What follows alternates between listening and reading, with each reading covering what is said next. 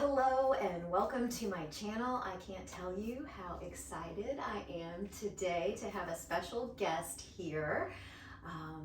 This is a good friend of mine, Stacy Rogers Smith. She is the founder of Stronger Girl Coffee and the Stronger Girl Movement. And today we are going to be talking about things you can do for yourself to help you get through and better love yourself and take care of yourself after the end of a relationship, after you've had a significant loss of some kind.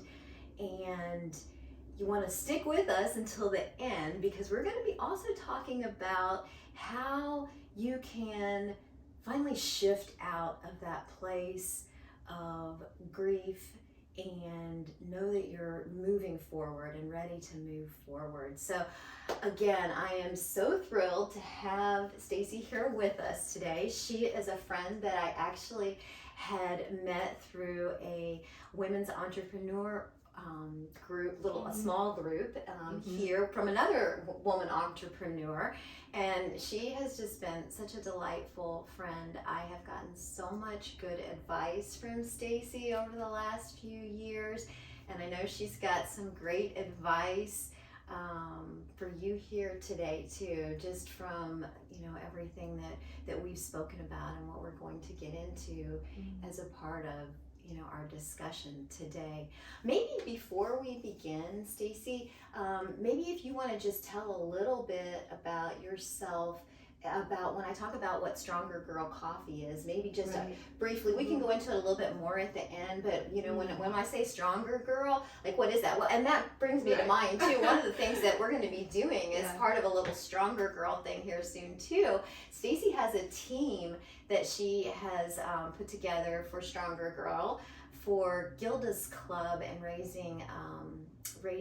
fundraising for helping Gilda's Club. And it's an amazing organization. They provide support for families going through cancer journeys. And a friend of mine works there and sort of talked me into doing this. We're going over the edge, Julie. Yes, really over the edge of an 18-story building in downtown Louisville this May. So I've reached my fundraising goal. I'm still working on it. Yes. Working on it, but I'm planning on doing it. I'm going to make it happen. We will definitely be Stronger Girls that day. So. Well, it's funny, when I first saw your invitation to do this, I was like, oh, that sounds like fun and what a great cause. And I got to thinking about it a little more, and I was like, oh gosh, I have so much going on right now. I don't think I have the time to do this. And then honestly, I thought about one of the women in our community that I've gotten to know over the last couple of years that's been struggling herself with cancer. And I just thought about how strong she is. And to me, she is just the epitome of a stronger girl. And I'm like, thinking about her, and then a good friend of mine. I've lost, a number of people to cancer. I think we've all been touched by it. And I think that what you just hit upon is that sense of community. And when you do something together, and you do it with people, whether people you know or people you don't know, for a cause like that, you build a sense of community. And that's what I'm trying to do with Stronger Girl. And so the coffee is the hello hug to something bigger. Of course.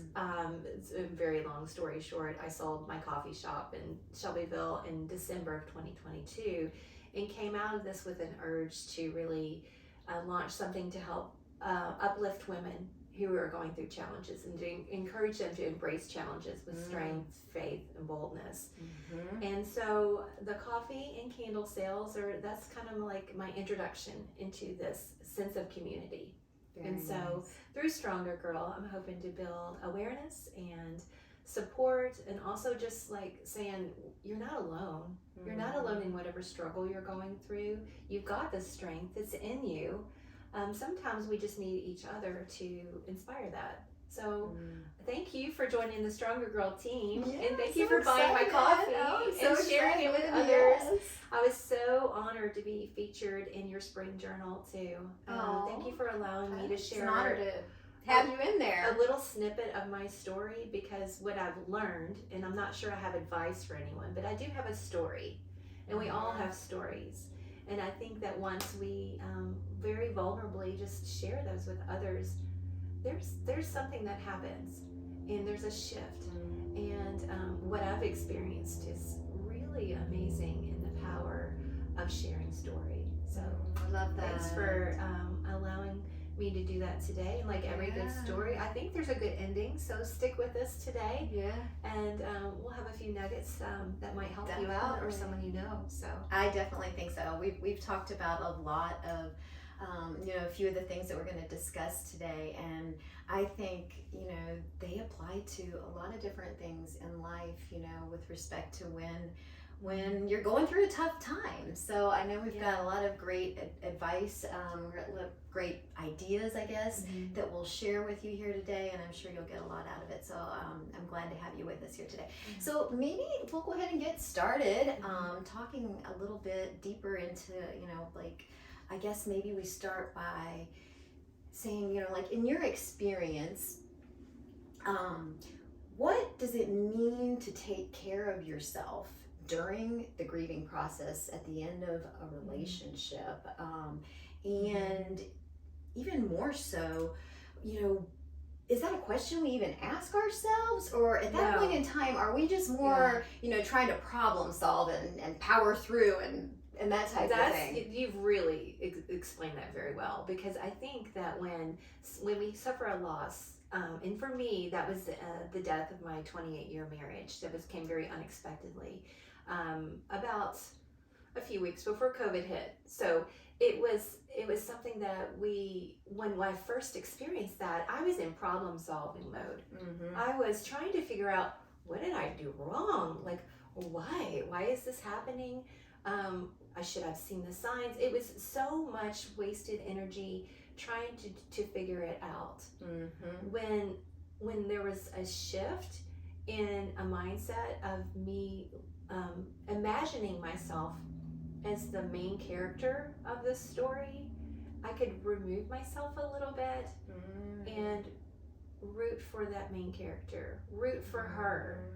And that was a very important time that allowed me to really just take a step back, look at the situation that was going on, toss aside the details, the puzzle pieces that didn't match up, a lot of the pain, and just kind of focus in on, what do I need to do for that main character in the story?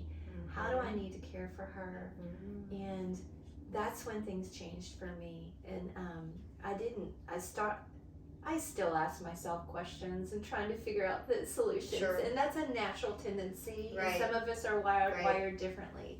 Some of us are problem solvers and more analytical. Some of us are feelers. And so, but globally, I think if we all imagined us as the main characters in our story, that might make a little bit of difference on how we care for ourselves. That's a very good point.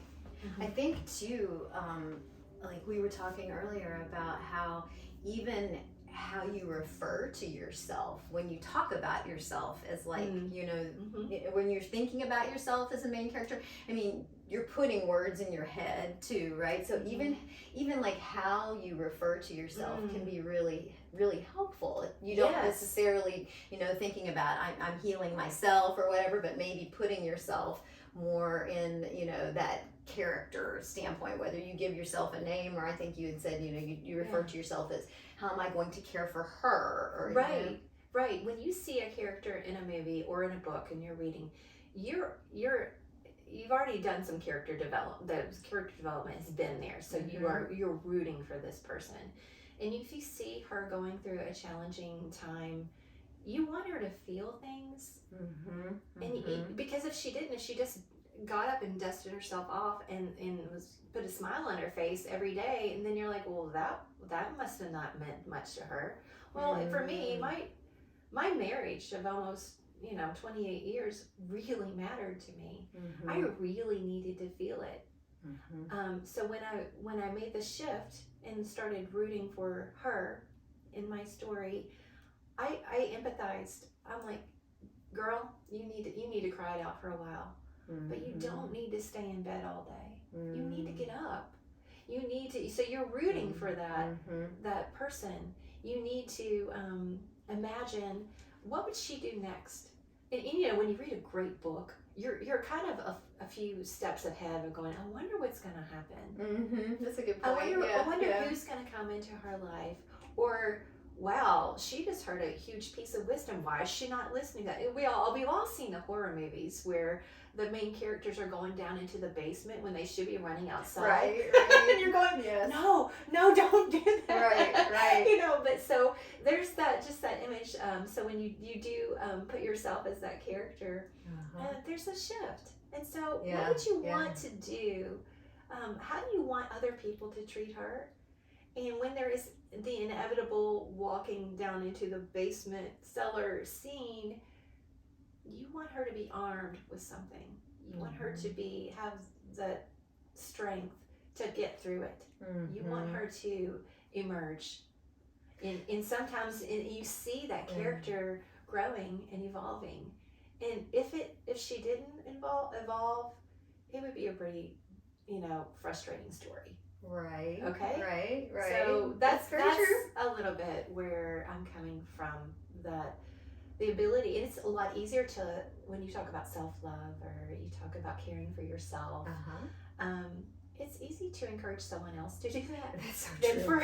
for us to, that is so true. To take care of ourselves. So in looking at yourself through this lens of a story, and what that character needs, it probably does make it a little easier to be a little bit more empathetic of the needs of you as that person, as that character in the story, that type of thing. I love that.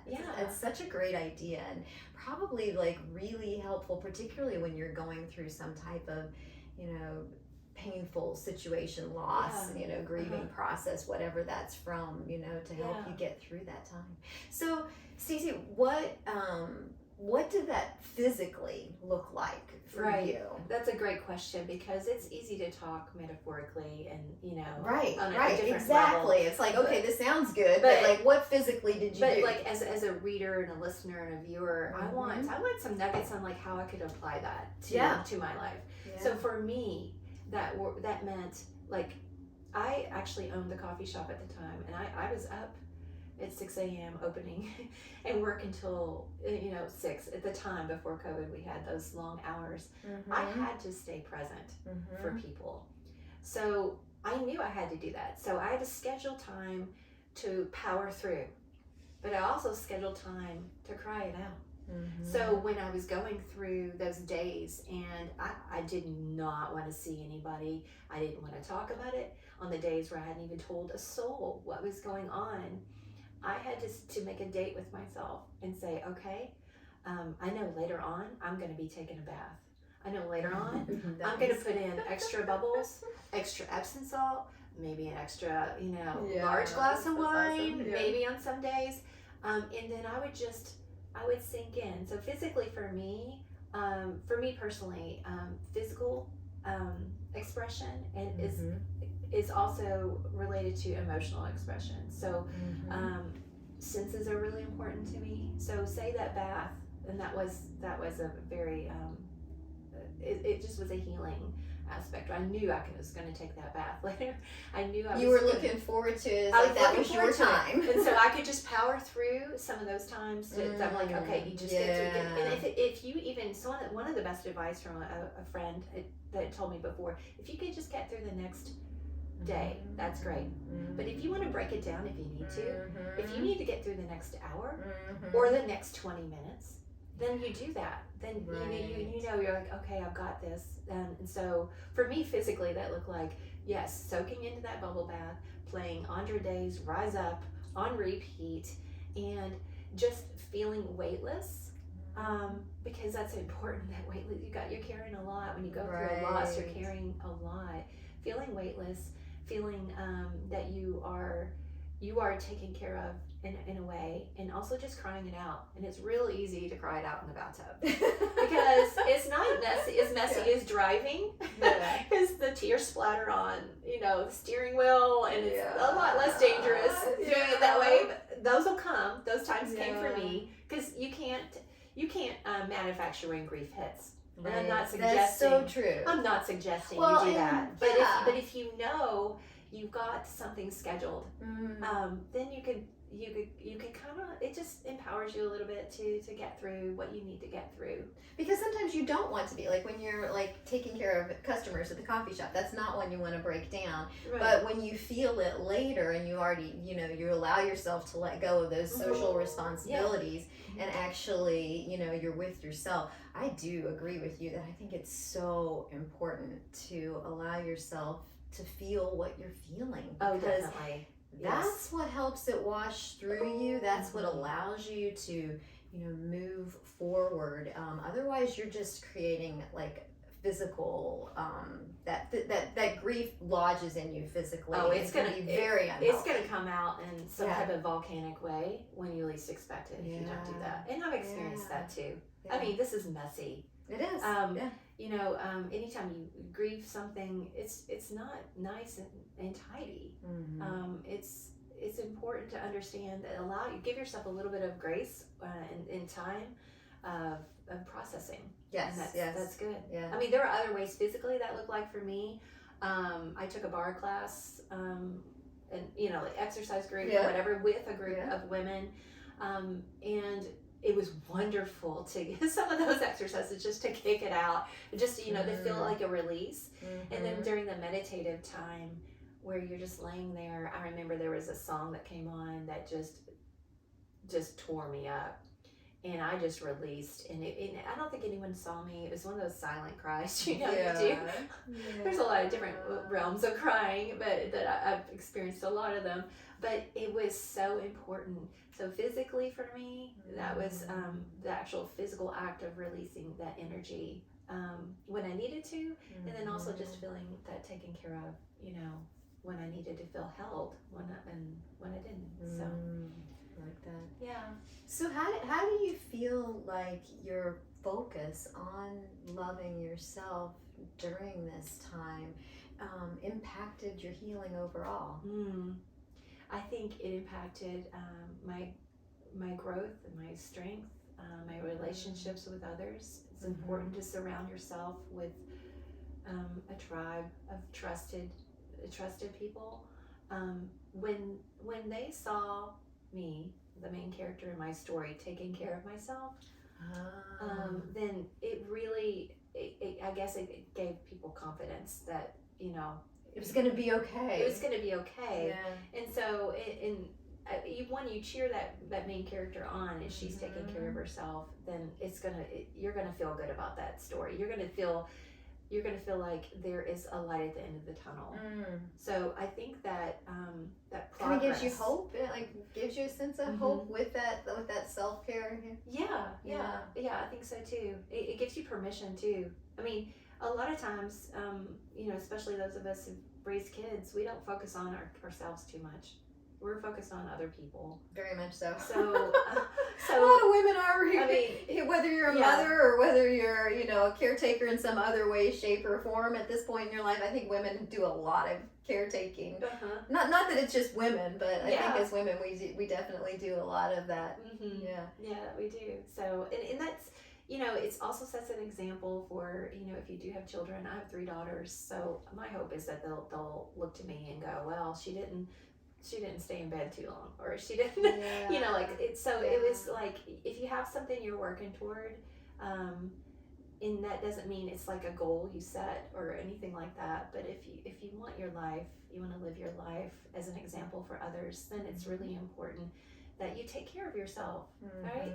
Right? We all put the oxygen mask on first. That's what we're all taught to do. So we can take care of ourselves. If we take care of ourselves first, then we can take care of others.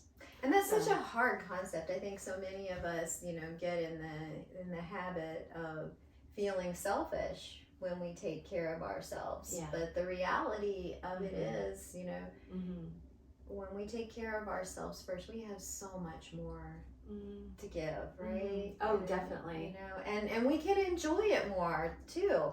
I think a lot of times when we don't give ourselves what we need, then when we are giving to others, a lot of times we aren't giving from a place of the heart, right? We're giving because we feel like we have to, and this is something we must do, and there's just a totally different energy associated with that way of giving. Yes. When you already feel taken care of. You can often feel depleted if you're doing that. Definitely. So, when you're going through something it is painful, as say a divorce, like what I went through, there's just so many decisions to be made all the time. There's so many hard things to face, things you never even thought of, details, and it's just they're never ending, and it'll hit you like totally out the blue. So to have that those practices, those habits, those working on the path of forgiveness of yourself or forgiveness of others is much healthier than staying in that pool of bitterness. And you can't control what other people's actions are, but you can control like how you care for yourself, how you care for that character in your story. And so that for me is really important. And it wasn't clear every day. It's really, really hard days. I think it's important that we all like find what we're good at, or find what fuels our heart, and maybe utilize that through a healing process. Creativity is a really important. It's a gift we give ourselves, and it's a gift we give others as well. So for me, that was writing, and so a little bit about what I shared with you about that. So.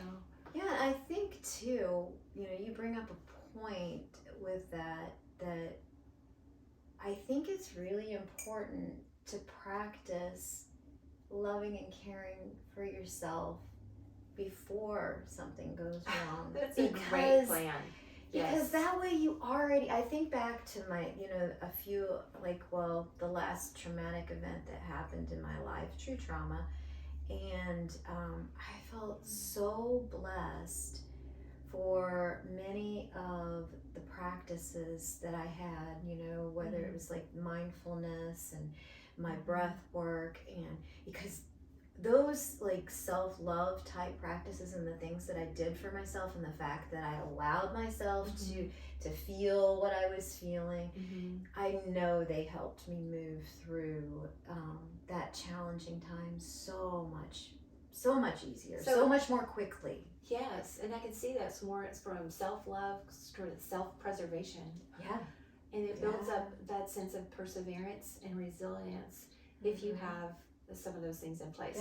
And I'm experiencing that every day, and been using your journal every day to write through just different processing different things.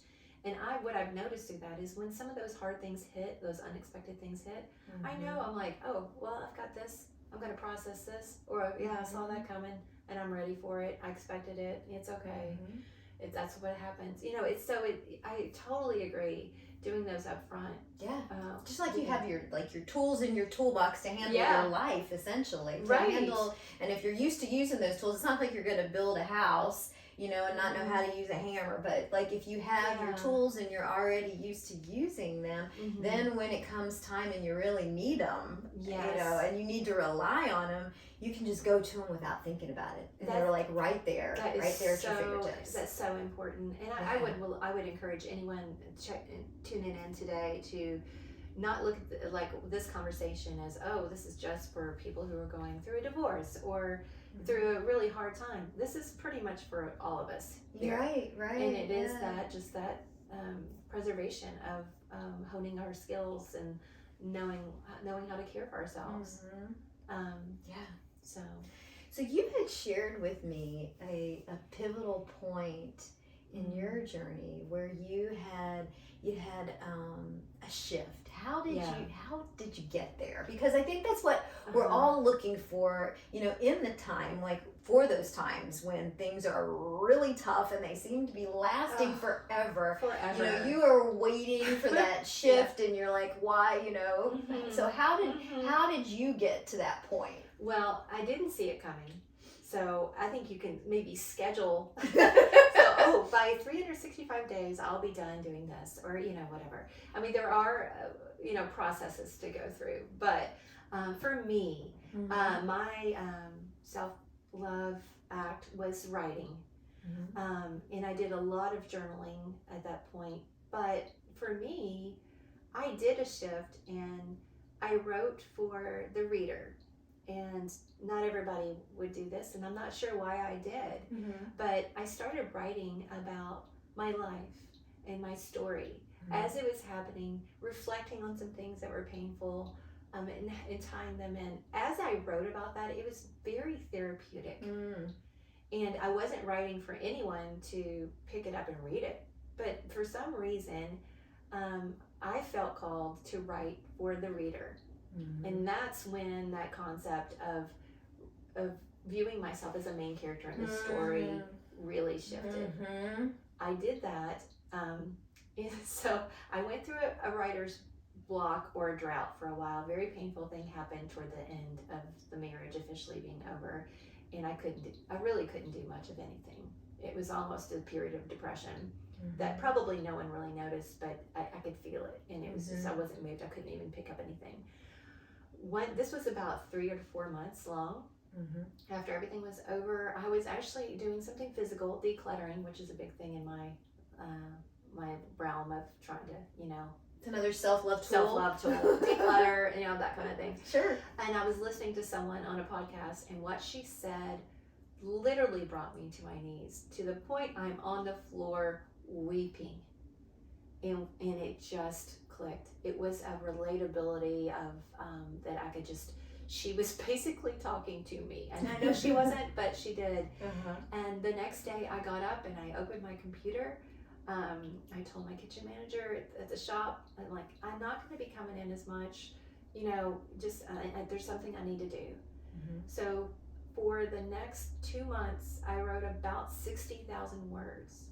And nonstop. I was like that Linus from the Peanuts, Charlie Brown, on my computer the whole time, doing this. It was pouring out of me. And it was it was full of typos. It wasn't a beautiful piece of prose, but it just came out of me. I had no idea what I was going to do with it, but I did know that after a while, the hands were hurting, and I was just exhausted at the end of the day. I'm like, I probably need to give myself a deadline on this sucker. I cannot do this the rest of my life.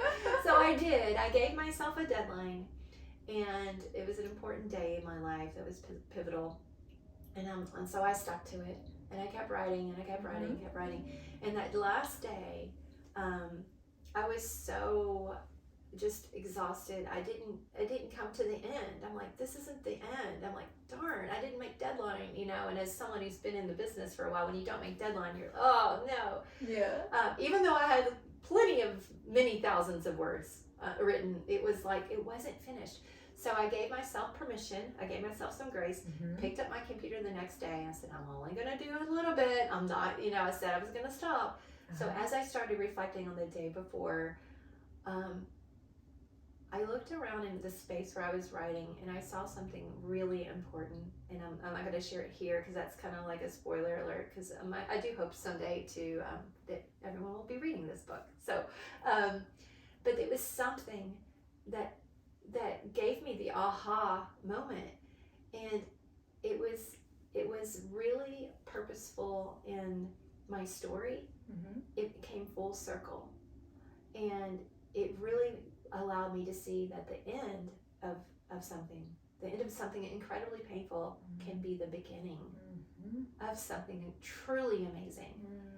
So we're all this time, and we're talking this has been a year, it was a year, a full year of processing, many, many months of writing it out, that I saw, instead of ashes, where I had seen the death of my marriage and the ashes that had laid there, I began to see confetti. Beautiful. Not that I was celebrating, that was over. I was honoring, I think I honored my loss in a way that signified how much it meant to me. It still means a lot to me. And I want to honor that time period in my life. This is my whole life, my whole adult life, basically. So, but instead of just being lost in those ashes, it was time for a little bit of confetti. So, I mean, I wrote the last few words of the book. What is now I refer to as the book. Then I just didn't even know what I was doing. The therapeutic writing process, and that was it. And there was a shift. There were many tears. There were still baths. There was still decluttering. I still, felt the need to cleanse some things with the sagebrush and burn some things too. But I'm not saying I was healed. I would not go there and say, oh, it was all. But I had been looking for a shift for what seemed like forever. Because when you are in a period of grieving, it seems like time stands still and you are stuck in the muck and you can't move forward. But when you do have that shift in perspective and you look at what was lost and realize, wow, that was beautiful. It wasn't all wasted, and neither was all this pain that I experienced. So let's do something with this. I'm kind of a productive person too. I like to make lists and check things off. So let's figure out this pain. What can we do with it now? So that was a shift. That was a really important shift for me. And I think, you talk about having a shift, and I often think, for us to get from one hard moment to the next, or to like better moments or whatever, a lot of times it does require that mindset shift. And what I think sometimes that we forget is we are in control of our minds, and we can decide when we want to have that mindset shift, and we can craft that mindset shift. And I'm not suggesting that at the beginning of a loss that's the time, because you also get to choose the time when you want that shift. So it could be where your beginning mindset may be something along the lines of, I've experienced a great loss. I'm going to care for myself and allow myself to grieve right now, rather than the shift of just how am I going to fix this thing, right? Yes. And then maybe later in time, you feel the readiness of like, okay, I'm ready for the next step, and there's another mindset shift, and you do something. Like, I really like your analogy of like going from the dust to confetti, because that is like when you can put a picture to something that you can have in your mind so that you can go back and remind yourself to it. It's like, no, this is confetti. I remember like I used to always love the visual of a phoenix is another thing that always reminds me. It's just rising up out of the ashes. So sometimes having, I think, that visual to remind you of where you want your mindset to go can be really powerful too. This was writing that last chapter, that last few lines or whatever, it was incredibly spiritual for me, in a sense that when a novelist writes the end of a story, sometimes you hear her like, I didn't know I was going to end until I wrote it. That was the same thing for me. And we all have our stories, right? I didn't know how the story, and my story is actually just beginning. but the end of that chapter of my life, I wasn't really sure. And so I think that we all are creative beings. Not all of us are writers, but we all have some creativity. That whether it's artists who paint it out instead of write it out. People who like to work it out through physical, there's so many different ways that you can apply what I was sharing about my story to your own story. And I'm feeling called through Stronger Girl to share that experience with others as well, because I feel like I've walked through some painful things with a couple of people recently, and when you share your own story, it allows them to really see themselves as a main character in theirs. And that is my goal with Stronger Girl. And I think that, like, say, yes, the Hello Hug is ordering coffee and candles, but so if you order a coffee and candle for a gal who's going through a really rough time, and especially if it says Stronger Girl on it, right? Oh yeah. Here's what it looks like. There's the plug. It's so cute. I mean, it's a great look. But yeah, strong. It does. It says Stronger Girl Coffee on it. I don't know if you can see it here. Yeah, but and it's great, and the coffee's good too. And the logo is super important. The phrase "Stronger Girl" was coined by my then 3-year-old daughter, who's now much older, on a hike, and so. Anyway, that phrase is an important part of my story. So there's everything about it.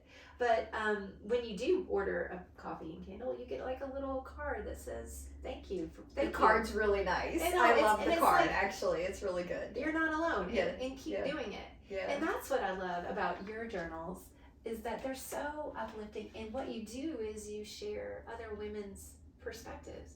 All and it's I like think that's so important for us to it share. is So important. we're very I love aligned. that. We are so what we're trying to do for sure. So anyway, where can people find more about the Stronger Girl mission and where can they get their coffee? Okay, well you asked, so I'm gonna go ahead and shamelessly go ahead and promote strongergirlcoffee.com. You can order coffee, and right now we have the first of our candles. We'll have more scents, but the first scent of our 100% soy hand poured candles is called Forest Hike, because that's where the phrase Stronger Girl was coined, and it smells amazing.